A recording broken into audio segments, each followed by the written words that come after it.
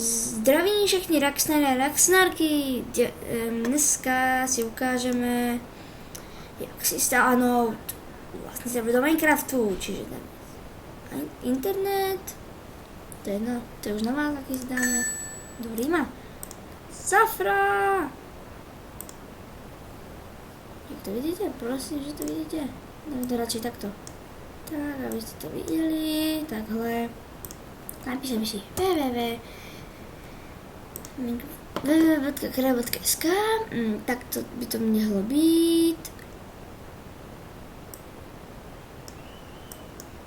No, dám to pěsto takto. Tam se přihlásíte a tak.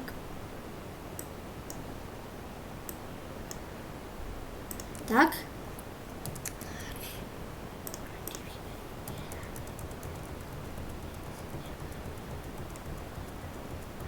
Tak se přihlásíte. No a dáte si objednávka serveru. Dáte si na Minecraft Detected.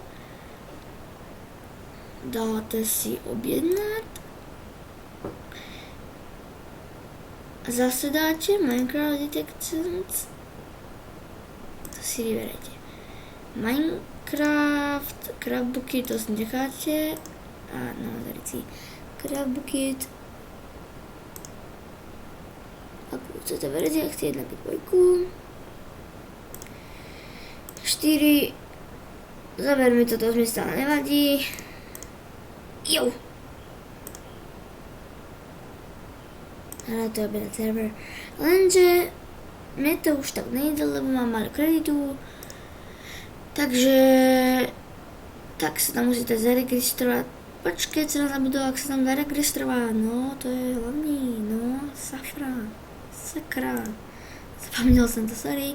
OK, takže dáme si, jdete odhlásit, co se odhlásit. OK, takže dáte si registrovat. Tu si napíšete své jméno, heslo, e-mail, tento text, takto, tyto věci musíte ještě napísat. A dáte len registrovat a mělo by to vám jíst. Takže doufám, že se mi to líbilo. Tak čau.